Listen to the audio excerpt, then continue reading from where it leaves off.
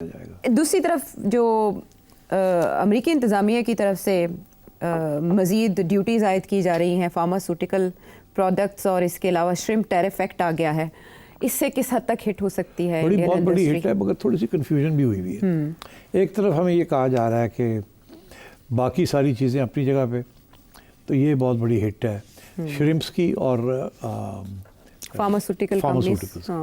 अच्छा, श्रिम्प्स की तो हिट है जी, बिकॉज इंडिया की जो श्रिम्प इंडस्ट्री है वो अमेरिकन मार्केट को काफ़ी हद तक अप टू 30% और 40% ऑफ द अमेरिकन मार्केट वो इंडिया सप्लाई करता है श्रिम्प्स। सो उसमें तो जान है। बाकी जहाँ तक फार्मास्यूटिकल्स का है, ऊपर से तो ऐसे लगता है कि India is supplying again 30 to 40% of the American market for pharmaceuticals, मगर उसमें एक छोटी और वो हिट होगी, ठीक है। अच्छा। अगर उसके ऊपर टैरिफ्स लग गए तो हिट होगी, तो इसका मतलब बहुत बड़ी हिट हो सकती है। पहले उन्होंने बाकी चीज़ों के ऊपर हिट मारी है, अब फार्मास्यूटिकल्स और श्रिम्प्स के ऊपर भी हिट मार गई, तो इंडिया के जो एक्सपोर्ट्स हैं टू द यूनाइटेड स्टेट्स वो तो आधे हो जाएंगे अगर ये सारी चीज़ें हुई तो। मगर मैं समझता हूँ ये फार्मास्यूटिकल्स के ऊपर थोड़ी सी कन्फ्यूजन ये है कि इंडिया ज़्यादातर जेनेरिक फार्मास्यूटिकल्स बनाता है, मेडिसिन करता है, ब्रांड नेम्स वहाँ इतने नहीं हैं। वहाँ जेनेरिक नाम जो केमिकल फार्मूलाज हैं उनके नाम के ऊपर चीज़ें बिकती हैं, इसीलिए वो सस्ती हैं इंडिया के अंदर medicine, the cheapest in the world, amongst the cheapest in the world, because वहाँ जो फॉरेन कंपनीज हैं जो पाकिस्तान जो बनाते हैं यहाँ अंडर कॉपीराइट लेके बनाते हैं, राइट्स लेके, तो वो ब्रांड नेम पे बिकती हैं। मगर इंडिया के अंदर कोई ब्रांड नेम के ऊपर बेशतर अच्छी मेडिसिन ब्रांड नेम में नहीं मिलती। फॉर एग्ज़ाम्पल अगर आप कोई भी यहाँ आप ख़रीदना चाहते हैं कोई heart medicine with a brand name से, तो वो इंडिया में उस ब्रांड नेम में नहीं मिलेगी, उसका जो अंदर केमिकल है उसके नाम पे मिलेगी। राइट। तो ब्रांड नेम के ऊपर जो पैसे बनते हैं मल्टीनेशनल्स के, वो इंडिया के अंदर नहीं बनाने देते। That is why Indian medicine is cheap. अभी क्लियर नहीं है कि ये जो टैरिफ लग रहा है ये ब्रांड नेम्स के ऊपर लग रहा है या जेनेरिक मेडिसिन के ऊपर भी लगेगा। अगर तो ये सिर्फ ब्रांड नेम्स के ऊपर है तो फिर तो India will not be too affected. अच्छा। क्योंकि इंडिया ज़्यादातर जेनेरिक नेम्स के ऊपर करता है। अगर जेनेरिक वाली भी आ जाती है उसके अंदर तो फिर इंडिया को फ़र्क पड़ सकता है। ये फेंटेनाइल इशू क्या है सेठ साहब? Fentanyl issue, this is a drug that is 100 times more powerful than say the paracetamol, or and even as powerful as morphine. A morphine is a banned drug. It's a painkiller, but it is also a drug with its banned.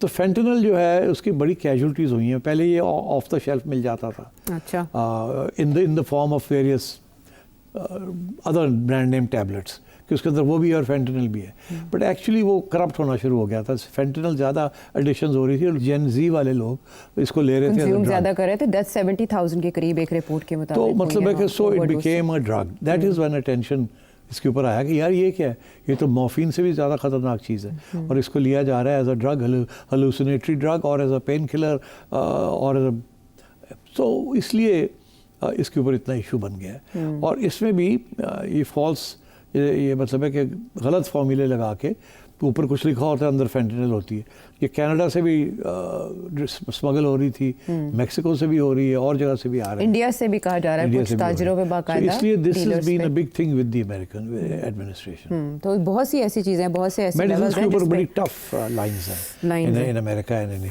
हाँ, और ये जो नए tariffs लग रहे हैं इनका निफाज 1 अक्टूबर से होने जा रहा है। अगरचे जयशंकर साहब साइडलाइंस पे UNGA सेशन के साइडलाइंस पे मुलाकातें कर रहे हैं, मार्को रूबियो से उनके साथ उनकी मुलाकात हुई, और इसके अलावा जो डेजिग्नेटेड एम्बेसडर टू इंडिया हैं सरगेई गोर, उनसे भी वो मिले हैं, लेकिन इंडिया की मुश्किलें आसान होती दिखाई नहीं दे रही, जिसका अंदाज़ा इन खबरों से आप लगा सकते हैं। अभी मुश्किलात बढ़ रही हैं, कम नहीं हो रही। कुछ लोग ये कह रहे हैं कि ये जान के डोनाल्ड ट्रंप कर रहा है, एक तरफ इंडिया के ऊपर प्रेशर डाल रहा है, दूसरा पाकिस्तान को मॉलिकॉडल कर रहा है, जफ्फियाँ डाल रहा है और स्पेशल ट्रीटमेंट दे रहा है, ताकि इंडिया को ये ऊपर प्रेशर पड़े कि तुम्हारे दुश्मन के साथ मैं बैठा हुआ हूँ तो तू सीधे हो जाओ, नहीं तो इसमें और जाऊँगा इधर। हाँ ठीक है, लेकिन उसके रद्द-ए-अमल में भारत की तरफ से हमने कोई ऐसा रिस्पॉन्स नहीं देखा, बल्कि वो सिर्फ जवाब में ये कहते हैं कि अभी हम जायज़ा ले रहे हैं। फिर वही लंबी फहरिस्त और इसमें वक्त की कमी के बायस हम इंतखाब कर रहे हैं कराची से शहरियार कांजू का।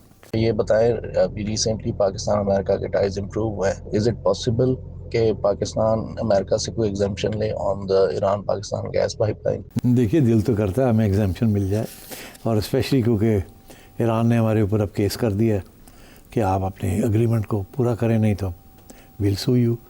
अच्छा, अब सिचुएशन ये है कि अमेरिका तो इंडिया के ऊपर प्रेशर डाल रहा है कि आप जो ईरान से ऑयल ले रहे हैं वो भी बंद करें, और चाबार कोर जो पोर्ट है उसके ऊपर भी प्रेशर डाल रहे हैं कि वो अब मत उसको इस्तेमाल करें और उसको नहीं हम करने देंगे।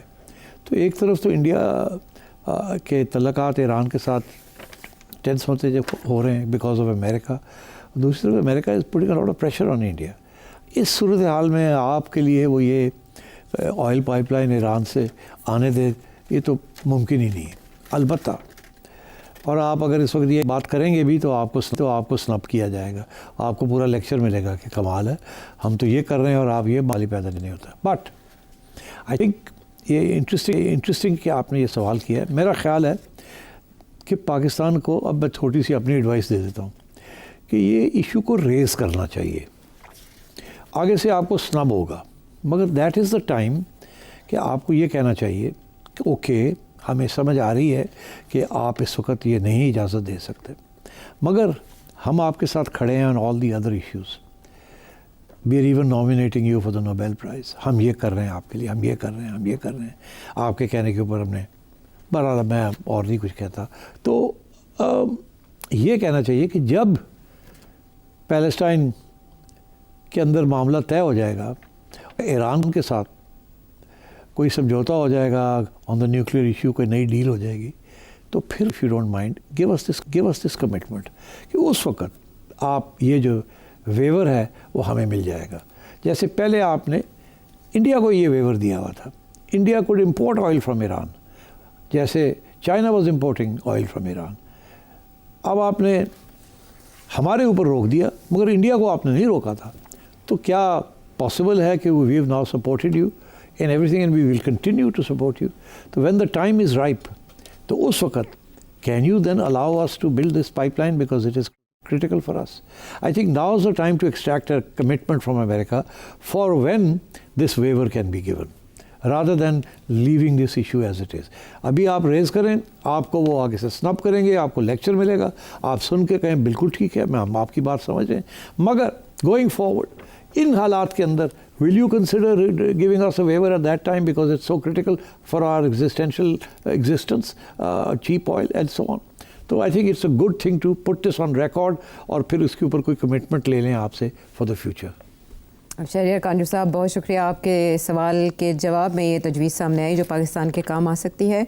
इसके अलावा रिजवान फैसलाबाद से, शौकत नज़ीर अमरीका से, शाहिद रशीद इस्लामाबाद से, नदीम हुंजाई हुंजा से, उसामा रावलपिंडी से, इशफाक भुट्टा मुल्तान से, आमिर न्यूयॉर्क से, राजा खिज़र कतर से, अहमर स्पेन से और शर इकबाल लाहौर से। अक्सरियत सवाल ऐसे हैं जो सऊदीया पाकिस्तान पैक्ट के बारे में जानना चाहते हैं कि इकॉनमी पे पाकिस्तान के क्या असरात होंगे। इसके तो ज़ाहिर है वक्त की कमी के बायस हम जवाब कल कर लेंगे यार ये सब। हाँ, कल और कुछ ना करना, सारे सवाल और भी बहुत से सवाल हैं।